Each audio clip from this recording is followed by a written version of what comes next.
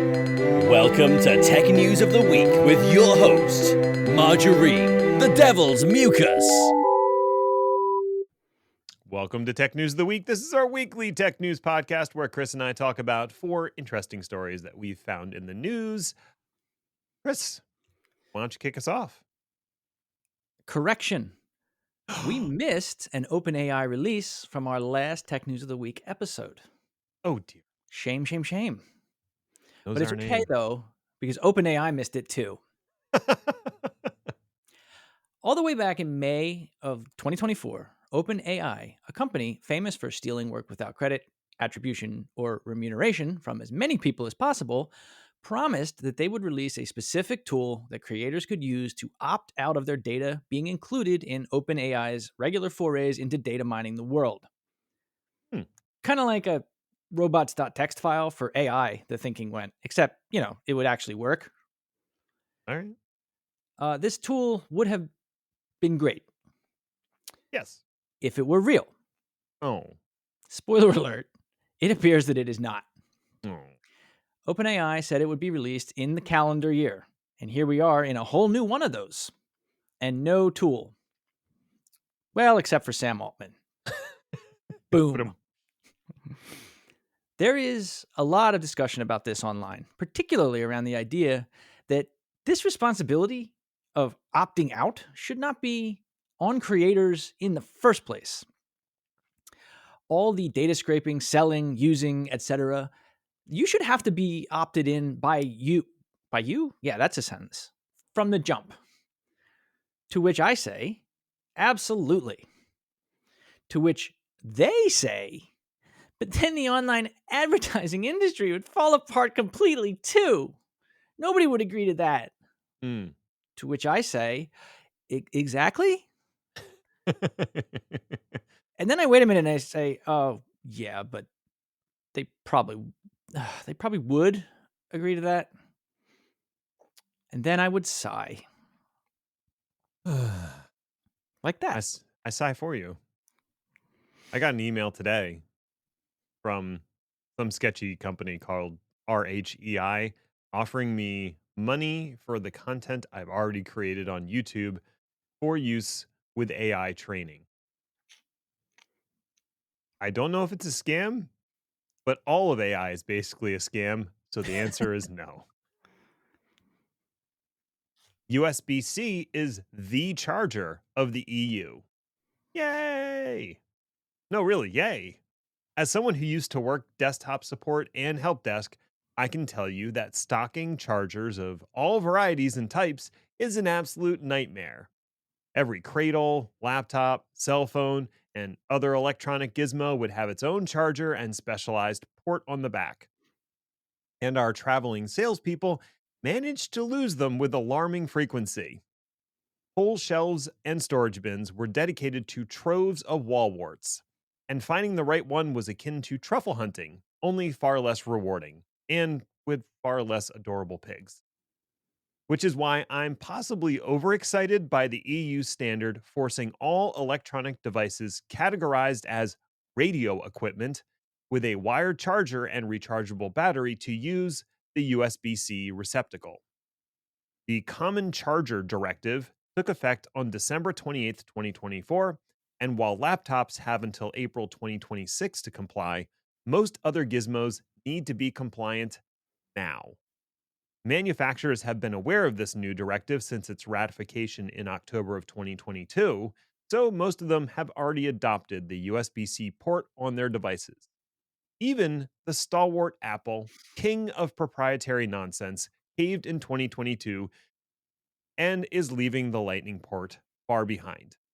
Devices can still have their own proprietary charging ports if they want, like the MagSafe connector or Microsoft Surface port, but they also need to support charging via the USB-C port as well.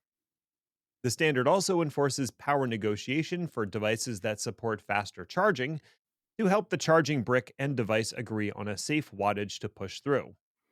While this doesn't technically enforce the restriction outside of the EU, it essentially does, as manufacturers are unlikely to produce 2 versions of the same device. Now, if you'll excuse me, I have a whole filing box of chargers to throw away. I mean, um, recycle responsibly. Does that mean bonfire? No. Social media is a poison that is now somehow affecting even GitHub? Hmm. So, the whole point of an open source software project is that as the end user, are supposed to be able to vet it. Take a look at the code, see what it does, see if it's safe, and if you like it, you use it. This idea falls down a little bit if there are, say, I don't know, 207,220,398 projects to choose from, like there are on GitHub at the time of this recording, with about 4 million added to that number every month. Number one, holy shit. Yep. I don't have a follow-up. It's a lot. GitHub saw this problem and it had a solution. Stars. Mm. Users could star a project so other people could see that it was good. More stars would show up, meaning that it was popular. Mm-hmm. And people would download it without thinking or doing any of that other looking at the code stuff I said before. What could possibly go wrong? Wait.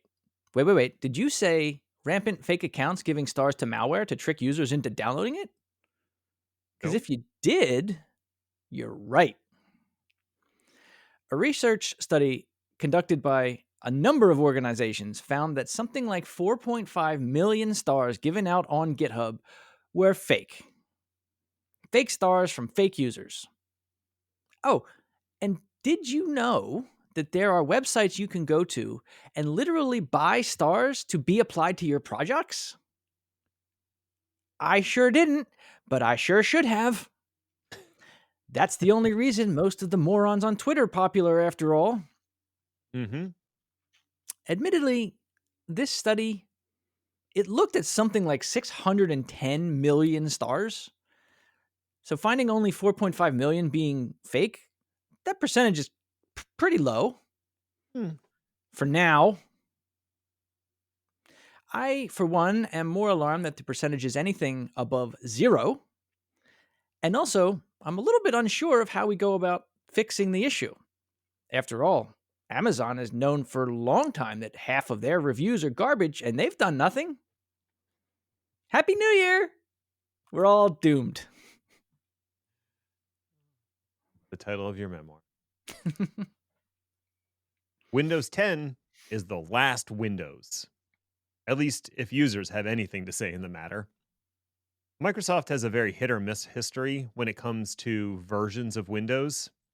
For many of our listeners, you probably stayed on Windows XP SP3 for about as long as you possibly could to avoid the disaster that was Windows Vista.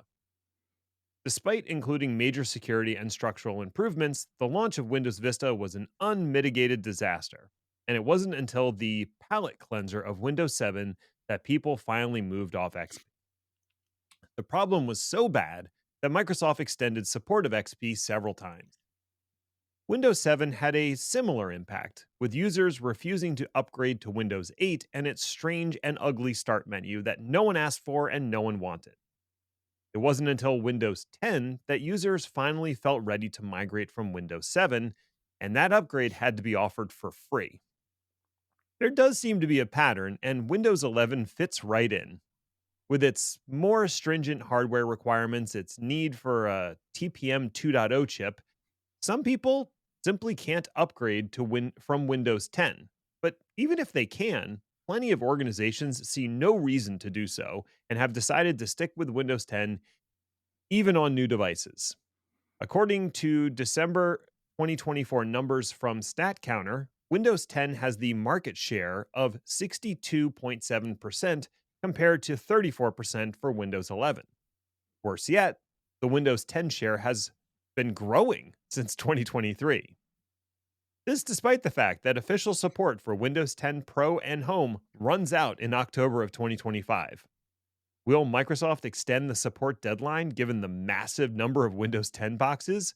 Or will it release Windows 12 this year and give people a viable alternative? Time will tell. And so far, it has told us the latter. Ooh, maybe that should have gone in our predictions episode, It which still is might. this week. I guess stay tuned for that. Also, if you're curious about the results of our survey, that will be in the predictions episode as well. So you can listen to that and enjoy the feedback that we got. That was universally good because we're amazing. All right, that's it. We're done now. Go away. Bye.